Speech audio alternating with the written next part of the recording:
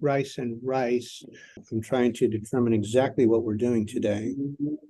I think I can help, Your Honor. Thank you. So, Your Honor, I originally had a motion to dismiss the restraining order that was issued March 31st, 2023, pursuant to CR 60, and asked for attorney fees. When that motion was heard, the judge determined that there needed to be an evidentiary hearing before this matter was decided. So we were set over to, we were given this week for the hearing. We had the readiness or the trial assignment hearing last week. After that hearing, opposing counsel brought a motion to dismiss or strike the evidentiary hearing and a motion to set over for clarification. So I guess we probably need to address those motions first. Okay. Mr. Sanders, I believe those were your motions. Yes, Your Honor, those were our motions. And forgive me, my voice is a little bit hoarse today. I'm kind of getting over a cold. No problem. So if the court's ready, I can proceed. Yeah, I'm ready. I've read everything, and I read back through the file to try and get a understanding of kind of how we got here. So I think I'm up to speed. I do have some questions, but let me hear your motions. So, Your Honor, I'll take this in two parts, which is first the motion to strike, and then the second motion regarding clarification. I'll wait for a ruling from the court on that. With respect to the court's previous ruling, our view is that this evidentiary hearing is unnecessary. The alleged statements that the respondent relies on were done in the context of an arbitration. He chose not to bring this matter back before the arbitrator, who would have the best background knowledge of the case and the proper authority under the previous order. If it's an arbitration, then the confidentiality rules apply. Now, at the previous hearing, the court ruled that it was not an arbitration and the previous arbitration order no longer applied. I am somewhat confused by that ruling, given the fact that the arbitration order specifically says it gives the arbitrator continuing jurisdiction, but I'm not going to argue that point at this point. The issue is that if the arbitration order doesn't apply and the confidentiality order doesn't apply, then we're in a mediation, and that means ER 408 applies, and the statements taking place and the conversations taking place that he's using as the basis for this motion are taking place in the context of settlement negotiations, and ER 408 applies. I think it's very important to place this in the context of the abusive use of litigation this case has seen. Ms. Williams outlined in her declaration, which is part of the court record, the extensive pattern of abuse on respondent's part, and that includes litigation. The respondent has been held in contempt twice for violating court orders. He used a procedural trick to receive a 50-50 parenting plan based on virtual schooling. He's actively involved the children in the litigation. I'm going to object, Your Honor, as to relevance at this point. He's arguing that this is a 408 issue, and I'm not sure what he is now talking about has anything to do with 408. I'm making a separate point from 408, Your Honor. Well, I guess I'm trying to understand your motion is. I'm not sure I understand your motion. What exactly is your request that you're arguing for? So, Your Honor, if he's the only evidence he's relying on are statements made under ER 408, he can't present those in court as a basis. Those are statements of settlement offers banned for presentation in litigation. If it's an arbitration, if we go back to the arbitration order specifically says that these were confidential proceedings and the evidence cannot be presented of what happened in those proceedings. So essentially, we can't have this choose your own adventure approach where it's not an arbitration, it's not a settlement discussion, it's just a conversation. Okay. The second point I was making before counsel objected was that this needs to be viewed in the abusive use of litigation context that is well established in this. Finally, the burden of proof here. He needs to demonstrate by clear and convincing evidence that he should prevail in this and that there was mistake or inadvertence or fraud or misrepresentation on the part of myself and Judge Nichols. He intends to do so at this point with only the testimony of himself and Ms. Lopker. Ms. Williams has contradicted this in her declaration. The entire basis of his requested relief is the statement, both the arbitrator and petitioner's counsel assured me it wouldn't have any effect on gun rights. So he's basing this on both alleged statements by myself and the arbitrator. If the arbitrator is not here to testify, there's only hearsay statements that can be introduced, and there's no exception that I'm aware of that would allow that to take place. They need to call Judge Nichols, or at a minimum, show why they can't call him. Even if the court accepts the alleged statements were made fraudulently, which is an incredibly high standard of proof to meet, he cannot demonstrate why he wasn't presented or why he was denied a full and fair hearing on this and the ability to present evidence. There was no diligent effort to ascertain the accuracy of the alleged statements he relied on. So, Your Honor, at this point, I just don't see how they can meet the clear and convincing burden of proof if they don't intend to call me and if they don't intend to call Judge Nichols at this point. May I respond, Your Honor? Yes, please, go ahead. There's a lot of issues going on here, Your Honor. First of all, counsel's motion to dismiss was denied at the last hearing. Procedurally, it is not properly before the court. If he had a problem with the hearing ruling in August, he should have brought a motion for reconsideration. The ruling from the court was that this needed to go to an evidentiary hearing.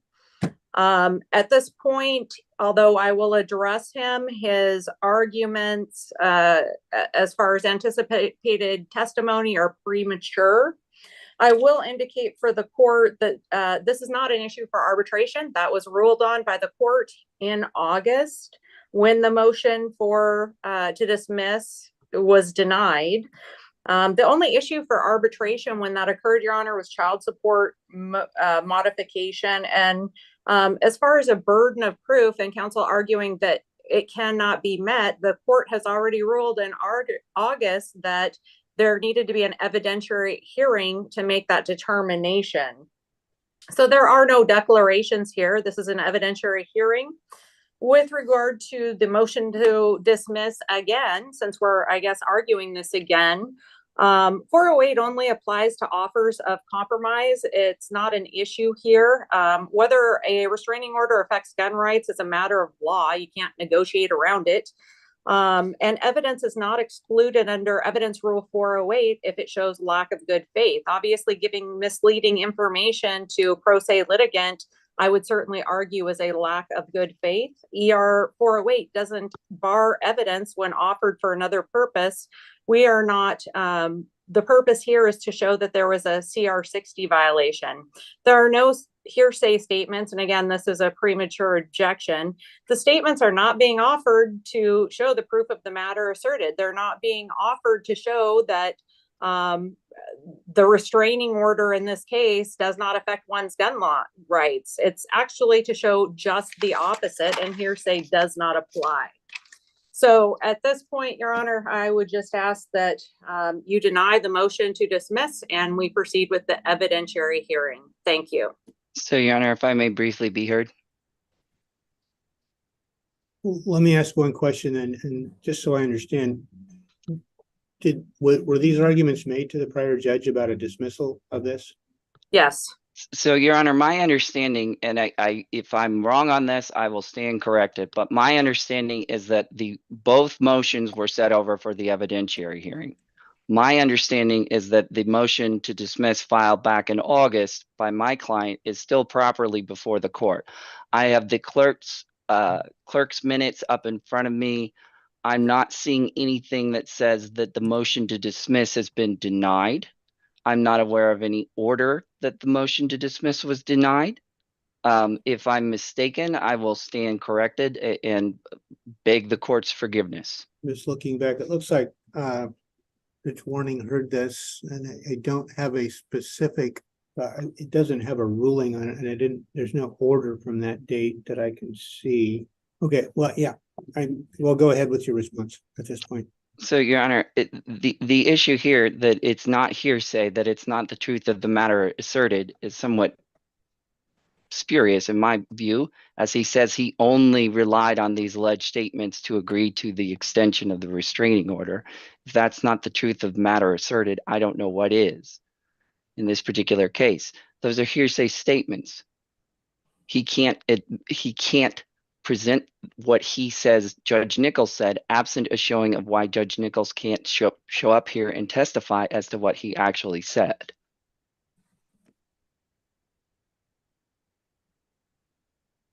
But that's a separate issue as to whether or not he's available or not. Okay. So you made a couple of comments, and I'm just trying to understand this. You said there was something someplace that said that the arbitrator had some authority that remained. That was definitely ruled on in August, Your Honor, as counsel represented, that arbitration agreement does not apply and that the court has jurisdiction, and that should be in the clerk notes. That was the court's ruling. I will say I'm confused by that ruling, but that was the court's ruling. Well, I mean, the order of child support doesn't contain any language that continues the arbitrator's authority to do anything. There was no transfer to arbitration when the motion for modification of support was done that I can see. And there's no, I mean, the stipulation that was filed having to do with the original dissolution was done, I looked at that was back in September of 21. And then when I looked at the decree, which was done May 3rd of 22, there's a specific reference to ongoing authority having to do with disputes over distribution of real property, which is a common, or excuse me, of personal property, because that's a common thing where a court will maintain jurisdiction if you haven't got an itemized list of stuff. So that was the only continuing authority that the arbitrator had that I saw anywhere. Unless I'm missing something. I went through the decree, I went through the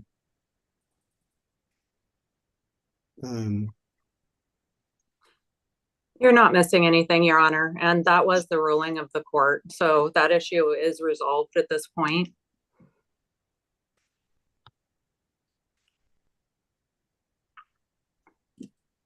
So I guess when I looked at, I was trying to understand how we got where we got. There was a petition, or I believe a petition to modify child support that was filed. Correct. There was never a petition to extend the restraining order filed or served. There was never one filed with the court. It was served on the triple LT, and Mr. Rice, and they were aware of that. That is included in the exhibits we submitted with our motion to dismiss. So this argument that he was unaware there was a motion is not accurate. That a motion for what? To extend the restraining order. Okay, well, that wasn't filed with the court, so the court wouldn't have any jurisdiction to do that. But the arbitrator did. No, the arbitrator did not. Why would the arbitrator have any jurisdiction to do anything? There's not been an arbitration agreement. That's what I'm confused about when I'm trying to read through how we got to where we're at. Because there was a petition filed to modify the child support, and I've got that in front of me. Just a minute, I had it a moment ago. So that was on December 9th, that was filed. And then and I'm just going back to what's in the court file, and then on 3/29, there's an order of modification. It was never referred to arbitration. I mean, parties can sit down with whomever and agree to negotiate, but the child support or the order of modification was signed by Commissioner Nelson. The order of child support, which was filed the same date, March 29th. And that was signed by Commissioner Nelson. I'm assuming these were agreed, so they were just done ex parte. And then there's a restraining order that was filed 2 days later on the 31st, which says it was ordered by the arbitrator. And then it was countersigned by Judge Bassett on the 30th. Well, it looks like the arbitrator didn't date it, so I don't know when that was signed. But what I'm trying to understand here is, I don't know where that restraining order comes. There was no response filed to the child support. And there was no motion to extend, which would be required by the statute. So I guess I don't understand how the restraining order got there. So, You're Your Honor, accurate, Your Honor. Your Honor, I would need a few minutes to go through and recap the entire procedural history of how we got here. But my understanding was that Ms. Lopker and I agreed to arbitrate the child support order. We proceeded on a motion for contempt as well. This is not a pick and choose availability of arbitration here. These were issues before the arbitrator. The arbitrator issued a ruling. He had an opportunity to review the order. He agreed to the order. What I'm saying is the arbitrator never had authority to do anything unless, except as some sort of, there was no submission of this to arbitration by the court. That's correct. And without the petitioner, the motion to extend the restraining order, nobody had authority to sign off on it, Your Honor. Except he agreed to it, Your Honor. Well, I guess procedurally, my question is, I don't know whether the court at the time that order was signed, this was presented to Judge Bassett on March 30th, this last spring. And again, I assume that was done ex parte, just came back through the court, and there's no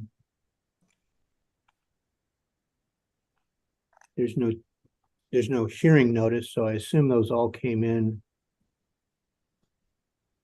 So, Your Honor, I would refer you to the actual restraining order, which in Section 4 findings says this restraining order is issued based on the ruling of Arbitrator Judge John R. Nichols, retired, pursuant to the stipulation and order for arbitration entered in Cowlitz County Court, September 8th, 2021. By agreement of the parties, Judge Nichols replaced Judge Ruley, retired, as arbitrator. Arbitration was held on December 21, 2021, with a subsequent post-decree arbitration was held on February 10th, 2023, with both parties and their legal representatives present or participating virtually. With the exception of the replacement of the arbitrator, all other provisions of the stipulation and order for arbitration remain in full force and effect. Well, it would have had to be in effect to remain in full force and effect, and it ended when the final decree was entered. I don't believe that's accurate, Your Honor. Let me check the findings. Well, the only thing I could find in the decree is that the arbitrator retained jurisdiction to sort out personal property issues that might arise because there was not an itemized list of personal property. Unless I missed, again, I looked through the decree. Let me look at the findings. I just it had to do with the dissolution. Mm-hmm.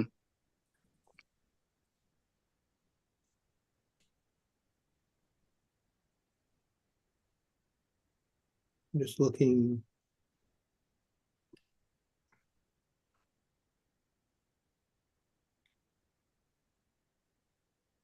Looking at the decree. That was the spot that I noticed there was some language.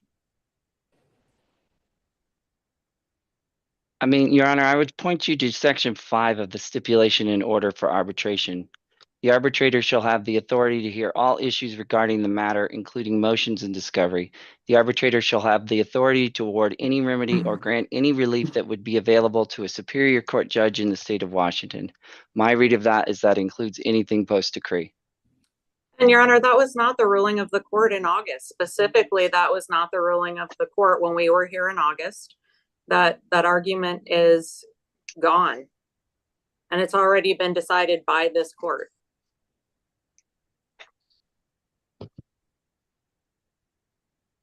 In addition to that, Your Honor, I mean, even if opposing counsel wanted to try to argue that again, which again, it's inappropriate, a motion for reconsideration would have been appropriate if he was challenging that ruling.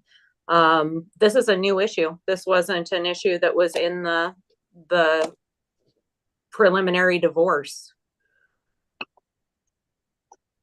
I mean, the stipulation would give the arbitrator the authority to handle the dissolution and anything attendant to that.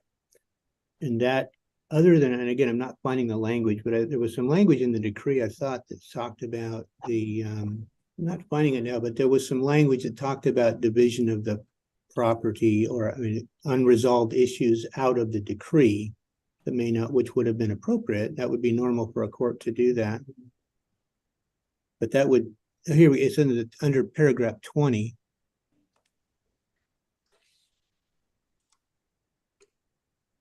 And it's on the next page, on page 8, the top of that. Should a dispute arise between the parties, they shall submit the conflict to the Honorable Judge John Nichols, retired for termination and arbitration. That is specific to that paragraph to facilitate the exchange on the personal property, because obviously there was no list included. And if that language were at the bottom of the order,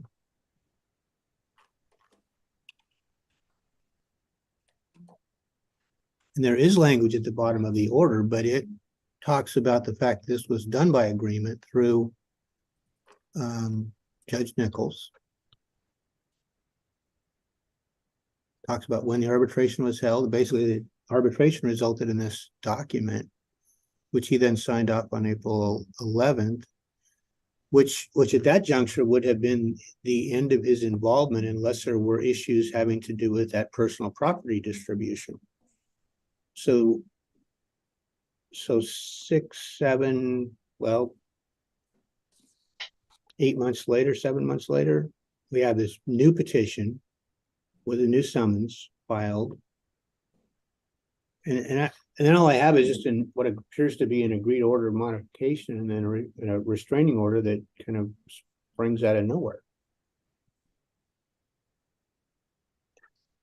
So, Your Honor, I mean, I can clarify more on the arbitration order. I just want to make sure that I'm proceeding correctly here. I don't want to argue things that the court has deemed already ruled on, because the arbitration order does make several references to things that would indicate to me that it had the arbitrator had continuing jurisdiction. And Your Honor, both counsel and myself agree that we already have an order from this court on this issue saying no. Well, I mean, I think the other judge previously ruled on that, but I read through the whole arbitration agreement, and the arbitration had to do with the dissolution. Correct. If there was another agreement to arbitrate, there would have been another stipulation, or I mean, there could have been an order transferring to arbitration from the court, which wasn't. And again, the order of child support doesn't appear to be at issue here, so that sounds like there was a filing. Everybody agreed to whatever the change was. But what I don't understand is I've got a restraining order that was issued March 31st,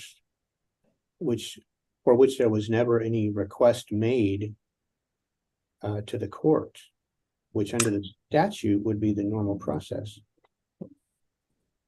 Correct, Your Honor. That's why we're here on a CR60 motion. That's not accurate, Your Honor. That's not the basis for their CR60 motion.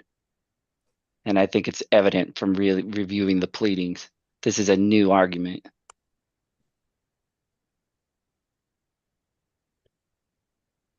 Well, I understand the argument that's been alleged is that there was some misleading in the getting of this, and it seems to me, and whether that's accurate or not, I think there is some.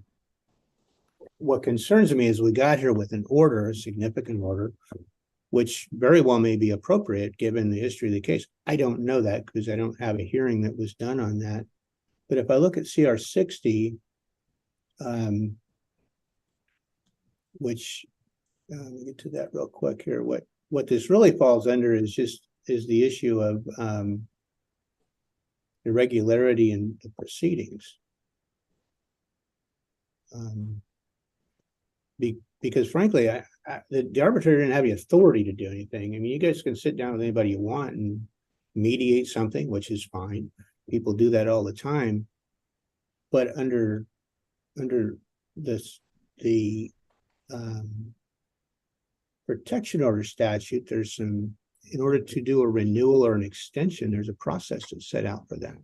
And I guess the concern I have, and I think, whether or not, if you look at a petition to review or to renew a protection order, I mean, there's specific language in those petitions that advise people of circumstances, and that clearly is not how we got here. I don't know how we got here because that's not in front of me really, but let me get to that here just a second.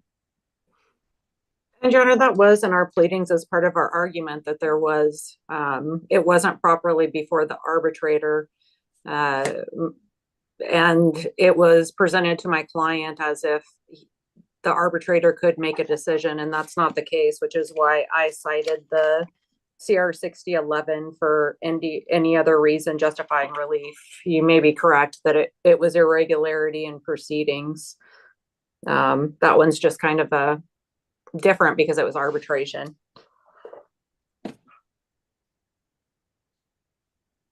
Just a second here. I'm just looking for the form document on the renewal. I know I just signed one of these things a few minutes ago to set a hearing on one, but so I don't have that in front of me. I'm just looking at. Your Honor, I'm just now looking at the screen. Ms. Lopker is here. If we're going to proceed with an evidentiary hearing, she's a witness, and I would move to exclude her from the pre-hearing proceedings. Any objection to that, counsel? I don't think so, Your Honor. I'm not even sure if we're going to get there at this point. Ms. Lopker, can you hear me? Yes, Your Honor. All right. I'm going to put you back in the waiting room. So if you can just sit tight there until we decide exactly how we're proceeding. So if I can just have you just sit there, and we'll be back and get you in a minute. Okay, thank you, Your Honor. Thank you. Thank you for calling that to my attention, counsel. So, okay. Uh-oh. That didn't work right. Something happened there.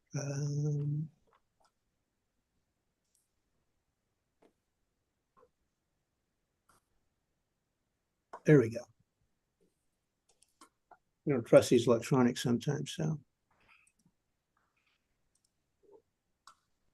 Well, what I guess here's my concern, frankly, is when you do a renewal, there's a specific form which includes some information to the respondent, much like a summons would be in a dissolution, and a petition that sets out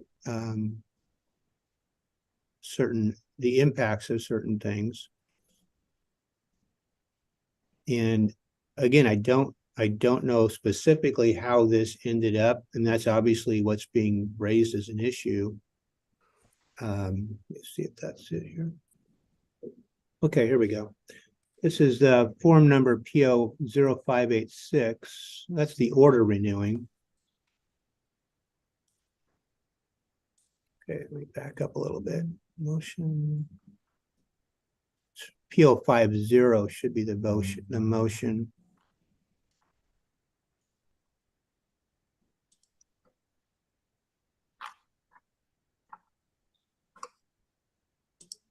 And that's the one that gives the basis and the allegations as to why there would be an extension. And then there's an order setting hearing, which is PO 054, which And again, this is, I think, the important one, because this starts out with protected person has filed a motion. There's warnings to the restrained person as to what happens if this goes through, sets a hearing, how to attend, clerk's action, service notes. So that's essentially serves to some degree that the function of a summons. And under the statute, that can be filed anytime within 90 days of the termination of the hearing of the underlying order. So Your Honor, I would just point the court to our August 1st submission, Bates page 53, if the court can pull that up.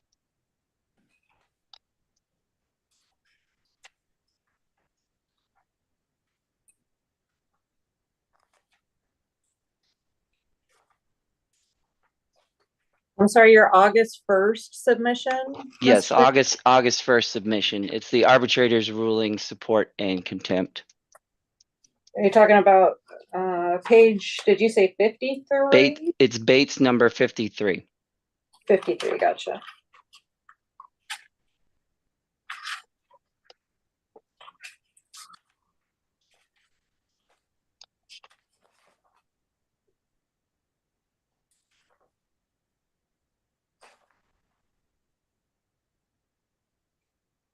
So, Your Honor, I would just point out to the language, the parties and their respective attorneys appeared for arbitration before Judge John Nichols retired February 10th, pursuant to a stipulated arbitration agreement approved by the Cowlitz County Superior Court concerning issues regarding child support and contempt.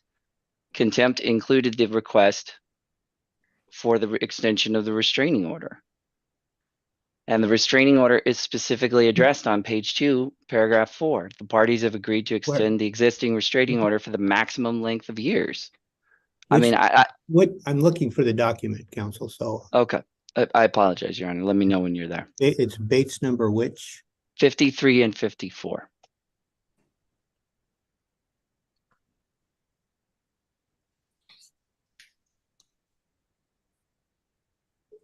Okay, I see that. I see that. And I guess, and I had a big flag on that. And where is that stipulation?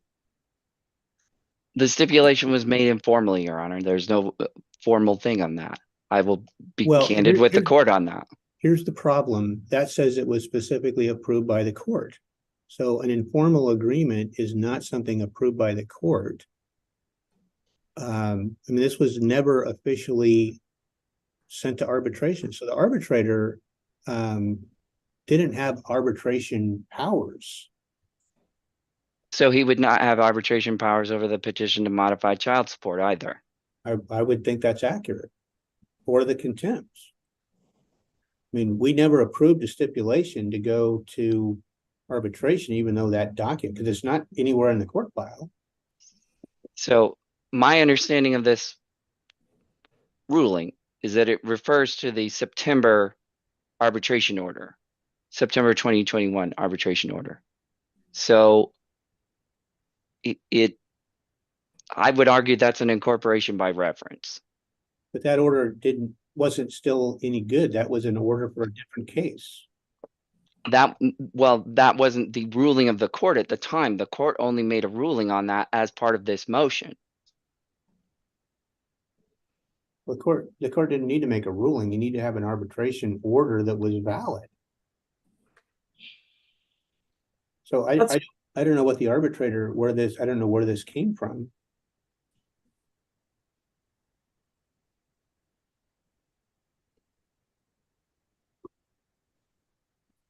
So again, let's assume for discussion that the arbitrator had some, we all agree we're going to go back to that agreement, which when we're going to reference that, all the same terms, and then we let you do this. That has to do with contempt and child support.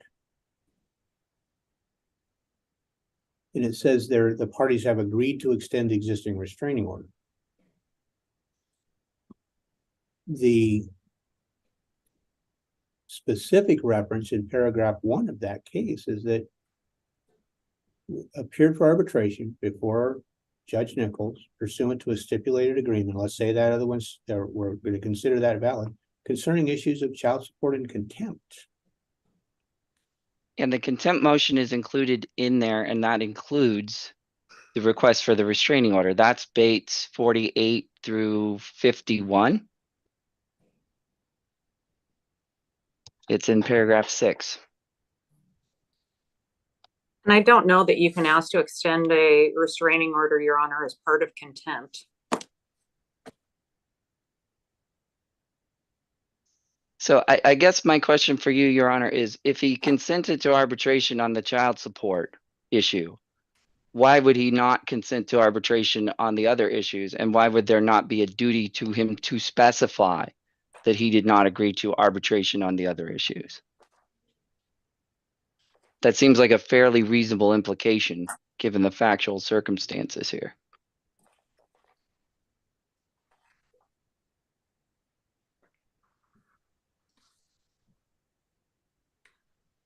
Well, and Your Honor, I would say that the arbitration, mediation, whatever, at least there was a petition for child support that was before the court that the parties could sign an agreed order and file. The same is not true for their motion for contempt, which was never filed, and some petition or motion to extend the restraining order, which wasn't filed at all. Apparently, they put some language in a unfiled motion for contempt.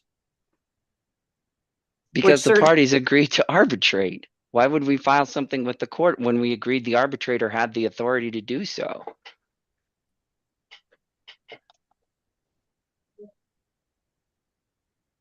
And I would indicate that the arbitrator, by agreement, even under mediation, might have had the authority for child support, since there was at least a petition or a motion to modify that, but nothing else.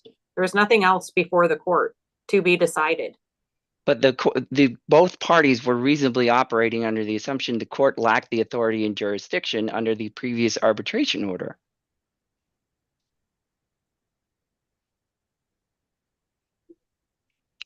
Well, that would fall under the mistake or portion of CR 60.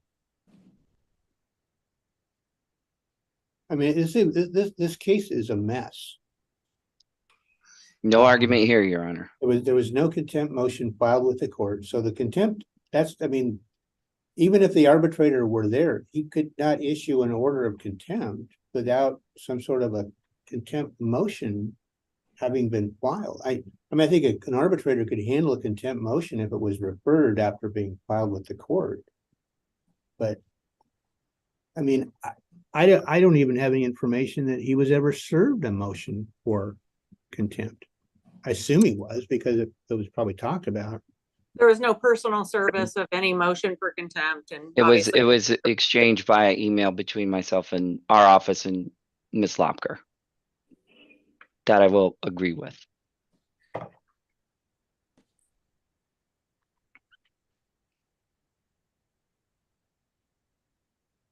Well, and Ms. Lopker doesn't have a notice of appearance in. And so I'm not sure, even if she were to get that, if that in of itself would be good service.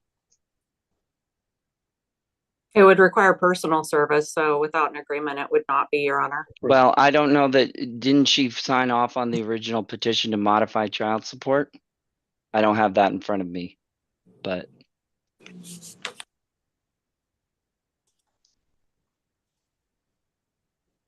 And again, even if she did counsel, that requires personal service on the client.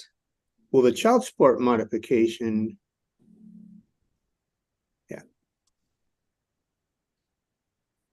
I don't know if that was ever served or not. I mean, it was, but it's not. I don't have a document. That's really a separate issue. That was at least filed with the court. And I think it's not uncommon. We see documents filed and then there be an agreed order of modification. The summons they filed, or the summons I have a copy of, Your Honor, indicates that it's to be served on the LLT and gives her address as 108 East Mill Plain Boulevard, Vancouver, Washington. So I don't think a notice of appearance is technically speaking necessary. I see what you said. That's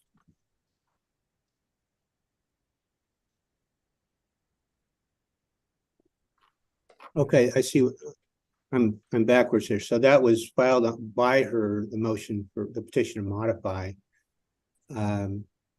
Doesn't have email as an optional as a service in that summons.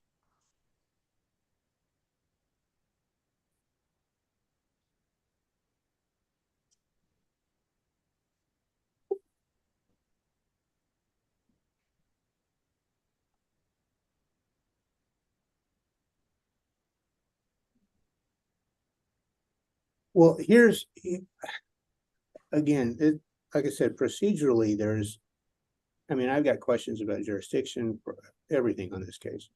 I'm not sure that an evidentiary hearing is going to help all that much. My thought is what probably needs to happen is I mean, it's clear there's an order of, there's a restraining order in place currently, which was signed off by agreement. I believe that was by Judge Fassett. I don't have any, that was not done in the courtroom. That was handed to, I assume she got it in the ex parte box and signed off because everybody had signed off on it. That's correct, Your Honor. That's my understanding, I should say. It was signed by the arbitrator, undated. I don't know when he signed that. I don't know when anybody signed this other than Judge Fassett.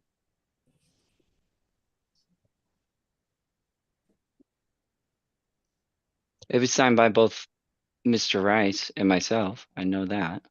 I don't know when, is what I'm saying. Well, I can't read that. It looks like that yours may show up if I could magnify it enough as far as the electronic.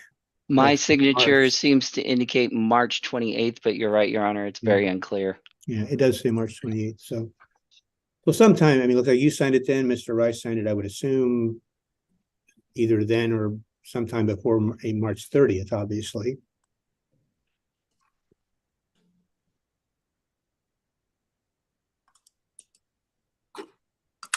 If I zoom in it, yeah, you're right, Your Honor. I only see Mr. Sanders on March 28th.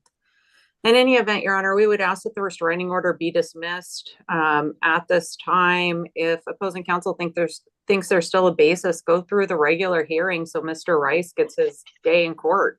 The objection I have to that, Your Honor, would be that we reasonably relied on this proceeding and his agreement. And the fact of the matter is this order superseded a previous order that was not due to expire until May of this year. So she should still be subject to a restraining order at this point, pending a hearing on that. The irregularities in this proceeding have nothing to do with her or the factual basis, and she still feels she needs a restraining order. Now, I understand the court may need to have a hearing on that, but essentially what I would ask is consider this a petition for a new restraining order and set the matter for a hearing in 2 or 3 weeks. Well, here's what I'm inclined to do. I mean, I think, again, this is a case that ended up here. I'm not sure how, but it's here. I've got an order that was signed by a judge. It's a valid order until it's not. My thought would be is to, and I'll probably need to do a bench order on this, is to set this onto our protection order docket for essentially a renewal hearing. And I'm going to object to that. I agree. Opposing counsel just said that he would be willing to treat it as a initial petition. I would be fine with that because that's where Let we me correct are. my words and say renewal. But I disagree that it would be a renewal at this Well- point. The original protection order expired, 6 months ago? It was superseded by this order. Well, here's what I think. Practically speaking, it's a renewal. This was done.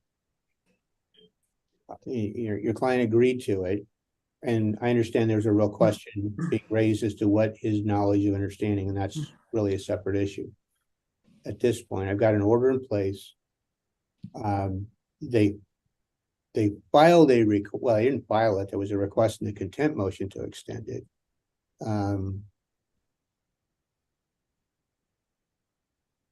And my ruling today is going to be, it's going to be handled as a renewal hearing. But as part of that, I think this is slightly, and the reason I'm going to do that is because I'm not going to dismiss this until we have a hearing. Because I think that's, everybody has, everybody agreed there was going to be this restraining order. It's in place. I'm not going to dismiss it absent a hearing as to whether there should be one. The concern I have is there's really, had this been done properly, there's a different standard on a renewal than there is on a new petition. What I'm going to want to see is some actual evidence as to the basis of having it, as opposed to simply being requested. So, and there's a lot of documents in the file. You probably can pull those out and just, reformat them and refile them, because these are done typically on declaration anyway. But I think she's made some allegations of some activities that she's concerned about. I think that if the judicial officer who hears the case listens to that, listens to your client's response to that, and finds there's a basis going forward, then it'll be a new restraining order. And if they don't, then it would be dismissed. So it is actually the same standard as an initial petition. There needs to be some evidence, and frankly, I mean, this is really the only reason. Okay, Your Honor, I'm going to object to the. Sorry, I apologize. I interrupted you. I'm going to leave this in place because it's in place. It wasn't. If this would have been filed as a renewal the day after it expired, it would not have been granted. It would have been handled as a new petition for restraining order. So it wasn't properly done. And so, but I'm not dismissing it today because everybody was operating and has been operating under the assumption that there was this order. So, Your Honor, is it going to be held as a new petition or as a new renewal? It should be as a renewal, since it superseded a previous order that did not expire until May. If she had known that this order would now be facing the procedural morass that it's facing, she would have filed to renew it, and it would have been considered under that standard. That's a discussion between you and your client. So it's treated as a renewal because we're extending it, which that's fine for the time being, but the burden is as if it's a petition. Can we set some dates, Your Honor? Well, no, I'm objecting to it being as a new petition. This is a renewal of a previous restraining order. I understand, counsel, but he already ruled that she needs to show a basis. No, she needs to show a basis, but she needs to show a basis under the statutory standard of a renewal, not a new petition. In a renewal, because she was deprived of the opportunity to file for a renewal with the court because of her reasonable reliance on this previous agreed order. If the standard being used is a renewal, then the basis needs to be established by my client. That was not the ruling of the court. Has the court made a formal ruling on that? Well, I think she needs to show a factual basis that would have, and she can go back to the time of this contempt motion. I mean, I think that's appropriate because really what we're looking at is had she waited until it expired in May, she would have been filing a new case. Had she filed a renewal at the time that this was all going on, that would have been timely. That wasn't done. That changes the burden a little bit. Mm-hmm. He's made some allegations that there was a basis to grant the renewal. So, I mean, regardless of the difference is under the typical renewal statute, the petitioner, all I gotta do is say, I want it extended. There really is almost no proof of anything other than a desire to have it extended. What I'm ruling is there needs to be some factual basis to do that. Understood. It's more than just, I want to extend it. Yes. So, and Your Honor, did you indicate that that's from the date of the contempt motion filing?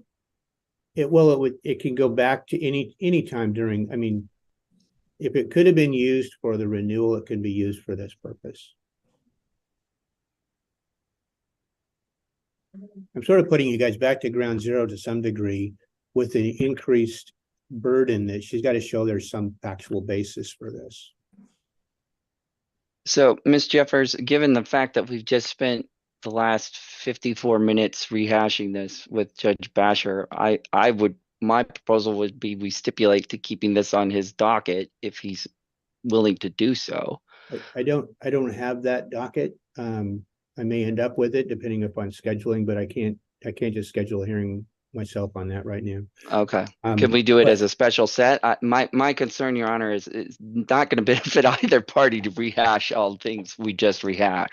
Well, what I'm intending to do is do a fairly detailed bench order that will lay out why I'm doing what I'm doing, what the expectations are, and then circulate that both to counsel as well as to whoever hears this case, which could be me. We're super short-handed right now, so I can't just schedule a special sets. Understood, Your Honor. Okay. And Your Honor, can we set some dates forward and so we can get some filing deadlines? This case has just been going on for months and months at this point. Well, I can stick it on a Monday docket. That's when we have these. And Mr. Sanders, how long will it take you to get a filing ready?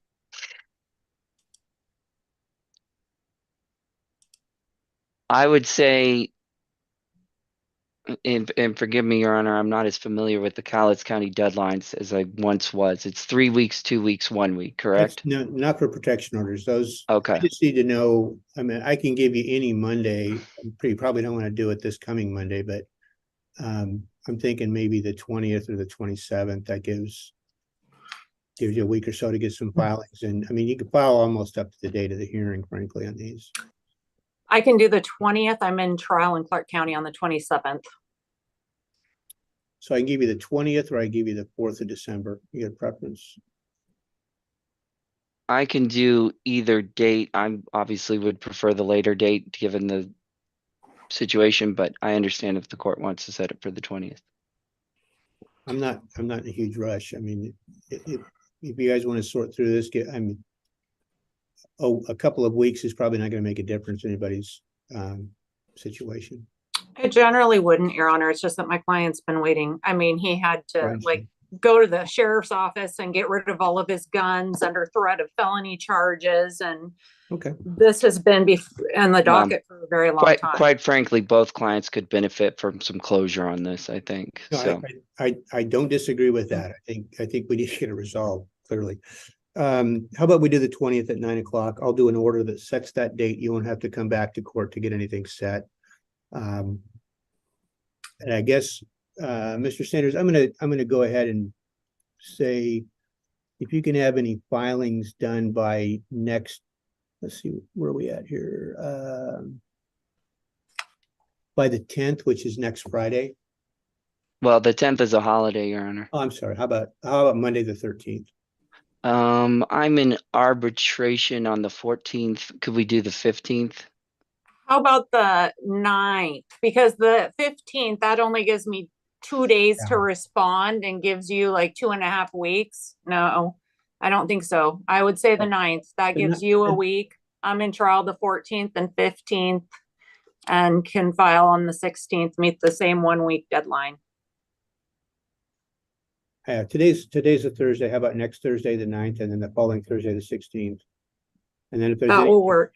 there's any reply, That works. any reply that doesn't raise any new issues, that could be filed. You'll need to submit a bench copy on that because after the 16th, it wouldn't make it here by the 20th. So our materials would be due the 9th. The 9th, with response on the 16th. Response. I'm going to include that in the order. Thank you, Your Honor. And then are we allowed reply? You can, a reply with no new issues, but just simply replying to existing issues. That would be due the 17th. Um, I'm really concerned about a 24-hour turnaround time. you can file that right up to the time of the hearing, Okay. but you'll need to submit, I would say get a bench copy, which probably under that circumstance would be, send that to court administration email address with attention to the protection order judge. Okay. And And Your that Honor, the request for attorney fees, I'm going to,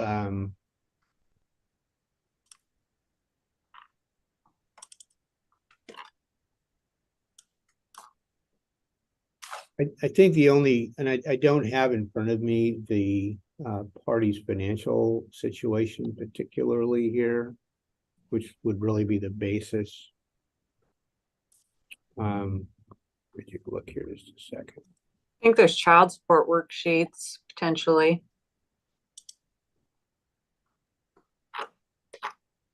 Well, there's mutual requests for attorney's fees, Your Honor, and I don't see anything that would merit attorney's fees being awarded given my client's actions. In fact, I would view that as punishing her for requesting an extension of a restraining order. I think at this juncture, I'm not gonna award fees either direction. I think this is a messy case, obviously, but I'm gonna leave it where it's at. Thank you, Your Honor. And then, Your Honor, just so I'm clear, we don't need to file a new petition I think you do. requesting. No, there's not a new petition, but there needs to be some sort of declaration. But I don't need to fill out, I don't know what the form number is, but request for renewal of restraining order. Do I? I'm going to include language in my order that as to the reason it's being set, which will be. I have no objection to doing so. I just need to know if I need to do that. I'm not wanting to have either of your clients run up more attorney's fees beyond what they already have. So. Thank you, Your Honor. Yeah, I'll include in my order the basis, what it's about, why it's on. You'll just need to file declaration and any exhibits you want on either side for the court to consider. Thank you, Your Honor. Okay. All right. Thank you. I'm going to let Ms. Lobker, I'm going to bring her in for just a moment. I want to keep her completely in the dark.